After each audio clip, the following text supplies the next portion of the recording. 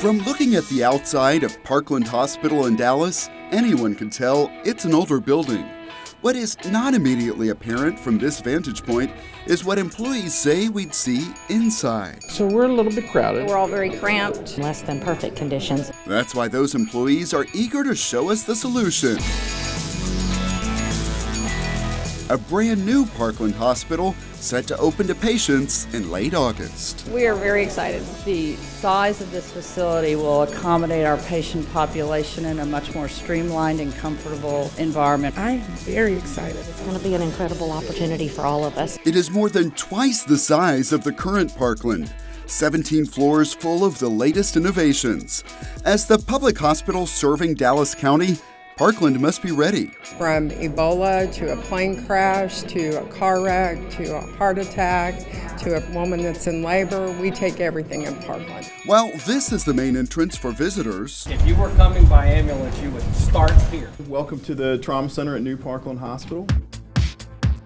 this is where the most severely injured patients will be first treated. It allows us to do specialized procedures and specialized care for the injured patient like we have never done before. Tell me about some of the challenges you face in the current hospital that this setup helps you overcome. The room is a little cramped and tight when team members are often bumping into each other when they're working on the patient. This allows all the equipment to be in the same room with the patient and allows the whole team to be around them at the same time. These are super fast megavators, which will carry injured patients arriving on the helipad down 18 floors to the trauma unit in just 32 seconds. Right now, that critical journey is measured in minutes because all elevators make stops and are shared. And so you were in the elevator, you have a grief moment, you want some privacy, and then, 20 docs pile on and someone pulls a laundry cart. I've thought over the years I probably spent 2 weeks waiting on an elevator, so that'll help.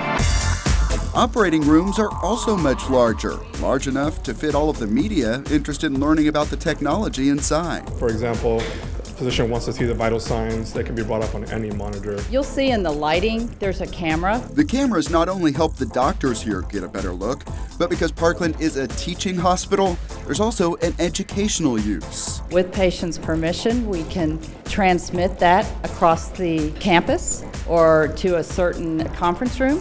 That certainly will enhance our learning environment and our ability to teach many people other than the ones that are just in the room. Now we're moving into one of the patient rooms, which are more than 25% bigger than the current Parkland Hospital, also all private.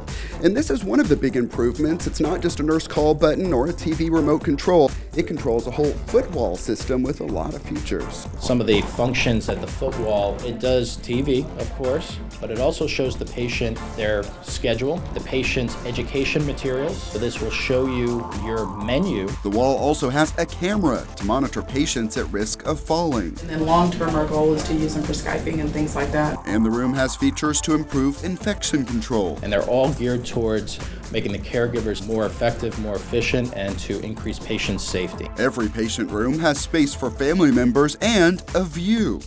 That includes the rooms we saw when we moved to this section for expectant mothers. We're the third largest maternity service in the country, the largest public maternity service in the country. There are a lot more rooms now for the more than 10,000 babies born here each year. Currently in our model we have separate labor, delivery, recovery, so the patient has to move according to her stage of labor. In this situation, we're going to deliver moms in the same rooms that they labor in.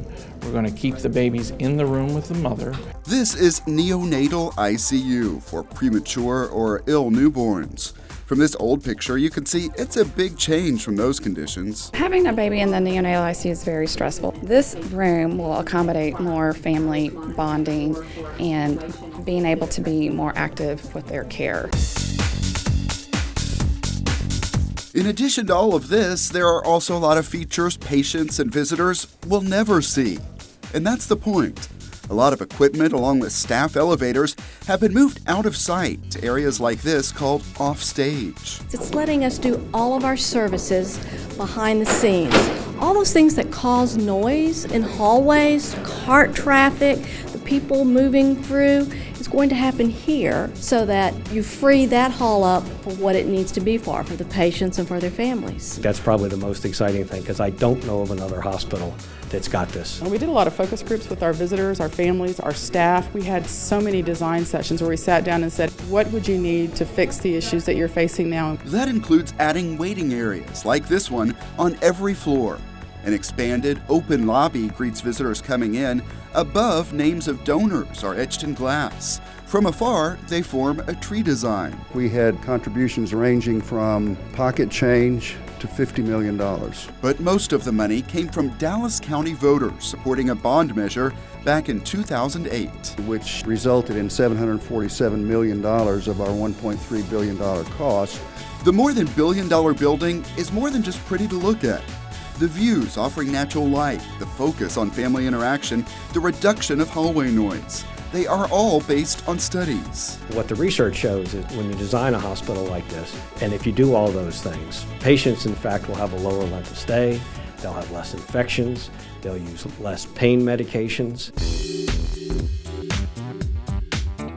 For all the advancements here, there is also this area, a tribute to the past. A lot of people in Dallas don't know why Parkland's called Parkland. The original Parkland back in 1896 was built on a piece of city park. We made sure we had a 1.3 acre park in the front of this that won't be built on, that'll be there for patients, their families, and for the staff to have a little place of respite from what can be a very intense environment. We have a private room for every patient. Back inside, our final stop is the emergency department, one of the busiest in the nation.